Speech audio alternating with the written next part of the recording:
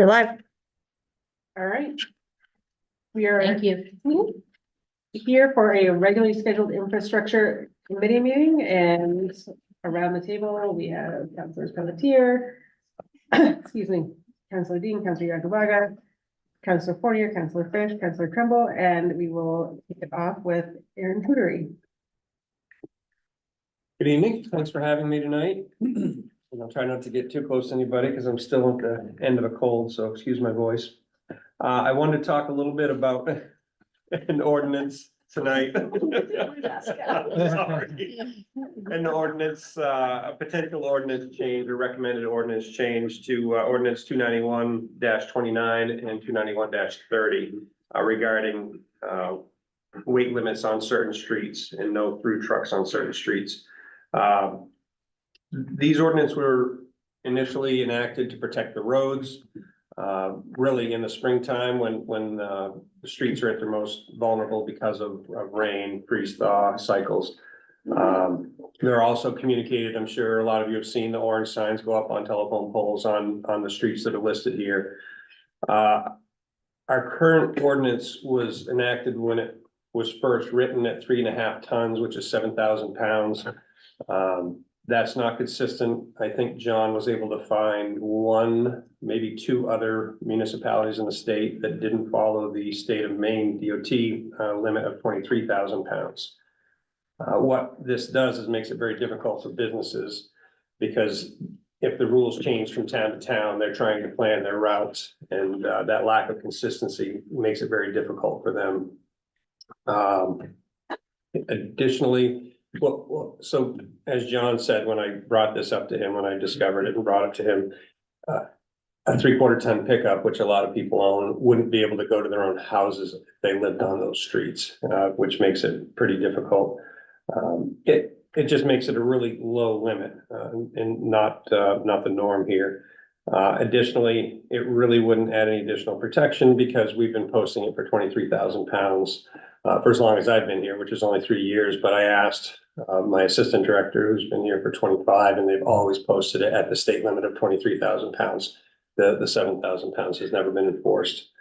I did speak with the Maine DOT, and they encouraged me to follow the state model so that businesses weren't struggling to understand where they're, changing from town to town. But ultimately, it's up to the council to make ordinance changes. So staff does recommend that the ordinance is amended as indicated to update the heavy load limit to 23,000 pounds to come into coordination with other municipalities and with the state DOT, which most of our roads actually go on to DOT roads. Questions? Does the ordinance cover the time frame when we post the road as well? It's not a time frame. It's listed as when the engineer determines that the roads are no longer consistently frozen. So generally around March, and they generally go till May. Well, we post them till May. That actually gets closed down earlier than, I think it's May 15th. It generally gets closed earlier than that because we dry out quicker. But if it stays wet, those roads stay soft. And when they're not a posted limit, what's the weight limit when they're not posted? There is no, weight limit? I think there is an Yeah. 80,000. It's 80,000? Yeah. That seems reasonable to me. Want to make a motion? I would move, approve staff recommendation. Second? I don't think you're on the committee. I am. No, I am. Oh, you are? Yeah, Oh. infrastructure. Oh. Just I had one other question. That's what I don't know. Do these just mostly affect major arterials in the city? I mean, we don't post side streets this time. Like Beaumark Road from, Burley Road from Beaumark up to Essex. So like the trucking company can only turn right and head down towards Broadway, Right. so you're not going off Yeah. onto this. Mhm. But,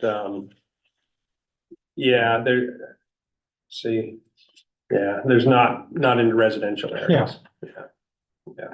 They're the Just trucking curious, routes for the yeah. most part, yeah. And when we do get requests for a permit to travel over them, it's always businesses trying to get out to do a residential delivery or something like that. And generally we work with them to get a smaller truck to stay under the limit. All right, so we have a motion, and Dina, you actually are not. I am not. No, I think you're thinking of government Let's operations. go home. You're thinking of gov ops. Oh, I don't think I'm on this committee either. Infrastructure. am. I'll second it. Yeah, Yeah. I don't know where Joe went, but it's Sue, myself, the Susans, Joe and I Rick. don't think I'm up, so- Okay, so Rick has made the motion Second. and Susan has seconded it. And seeing no doubt that sounds like it's just really a way to clear up some confusion and make things a little bit more consistent. So it sounds like a go. Thank you. Excellent, thank you. I'll bring it to council next. Great.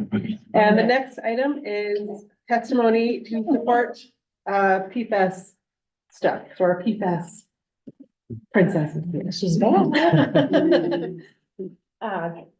Good evening, Amanda Smith, Director of Water Quality Management, and I'm back to talk to you about PFAS. I think that this is gonna be a recurring theme this year. I think we're gonna see a lot on the federal level, a lot of movement on PFAS regulation this year.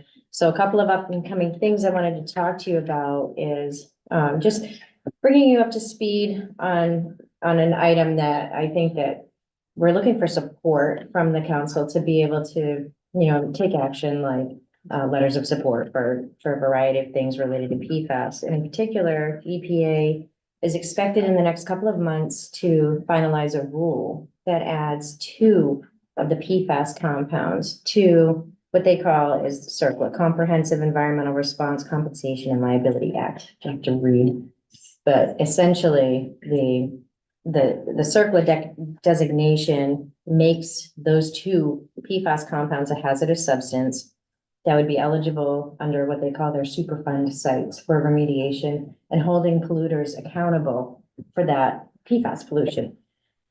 I want to back up just briefly to talk about PFAS and sort of bring us back to what we're talking about. PFAS is there are thousands of different compounds under that umbrella of PFAS. Currently, in wastewater anyway, we only have the ability to analyze for 26 of those compounds out of thousands. And then the number of thousands keeps growing, every time we look. So I'm not sure what the number of thousands of different compounds there are at this point. But those compounds are ubiquitous in our environment. So, the chairs we're sitting on today have PFAS in them. So many items that we interact with every day that maintain our current quality of life, so to speak, include these compounds. The extra layer of deodorant I put on in the name of public speaking has PFAS in it. So when it comes to a lot of municipal activities, we're interacting with those compounds.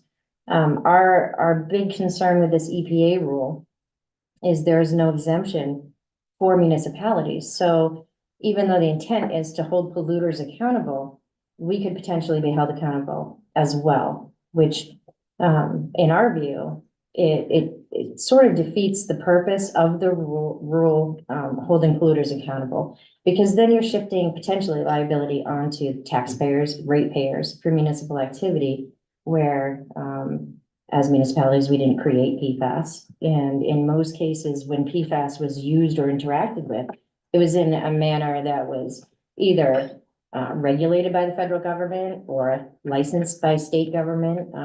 We were directed to use these compounds or dispose of them in a certain way. For example, fire suppression foam and the use of that.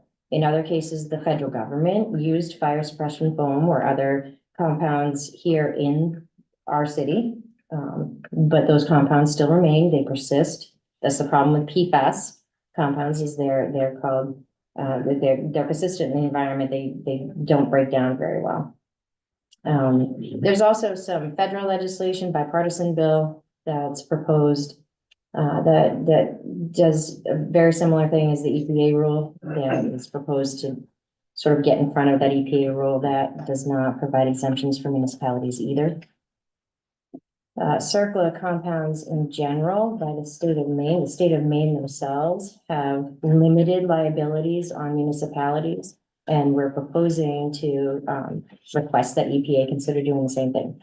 We're also looking at the National League of Cities. They have a campaign. We'd like to join their campaign and write a letter, and they're reaching out to those, federal representatives that are proposing the new legislation, to help them understand that municipalities are not polluters.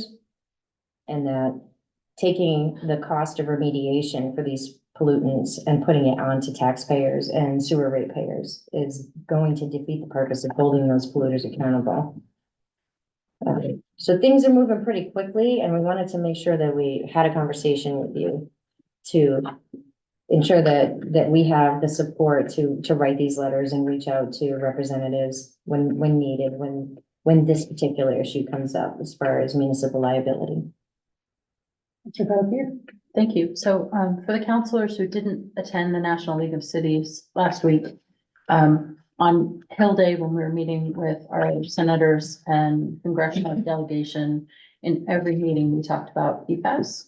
And one of the things we talked about was how municipalities could, through some of these proposed pieces of legislation, become liable for pollution we didn't create. And so I'm fully in support of us signing on to whatever letters we need to ensure that the municipalities who wind up with the waste at the end through no fault of our own are not held either financially or criminally or civilly responsible for pollution that comes to us through the wastewater system. Councilor Poirier? Full support. Any I'm other also comments? not a member of this committee, so I can't make a motion. I don't think there's a motion. I don't think we need to have a motion, just a sort of a thumbs up, thumbs down, so, you're in support, thumbs up? Yeah, I just have a question too. Sure. Where are our representatives from this activity or these activities? So are they supportive of pushing for more funding? So what are the activities going on? On the federal level, Federal and state and on the state level, there's nothing pending at the moment. On the state level, there's a lot of waiting for the activities that EPA is expected to do this year, and that is implementing new drinking water limits, implementing wastewater treatment limits, which they haven't done yet. Some of that is expected by the end of the year. And, but on a federal level, I don't know if you want to talk about that. Sure, I'll just follow up with what Council Chair Pelletier shared. So all four of the state of Maine federal senators and representatives all understood the issue. And they understood the inequity that would be created by, in essence, making the municipality a potentially responsible party in a cleanup. So they understood that it shouldn't fall to municipal ratepayers. Now, as things play out in Congress, we never quite know where everything will land, but I do think they heard that point pretty directly. And they understood that it should not fall to individuals to fund this, so. thank you. All right, thank you Okay. for all your work. Thank you, and I'll be keeping you posted as things change throughout the year on many PFAS related issues. Yes, can I just ask a little question? Sure. Is there PFAS in all of our water? No, not in all of our water. And Poland Springs in particular, we'd have to double check. I'm certain that they also have to do the same water quality testing that all of the Maine municipal drinking water has to do. Mhm. Bangor, The bottle is. I No? don't believe so. Oh. It's not in all plastics. Okay. But the Bangor drinking water, Bangor's very fortunate that we get our drinking water from Floods Pond, which is well protected. It's not in a PFAS exposure environment like a lot of municipalities are facing right now. Thank you very much for all your work on this. Thank you. All right, that adjourns the infrastructure meeting, so stay tuned for finance. I believe is next.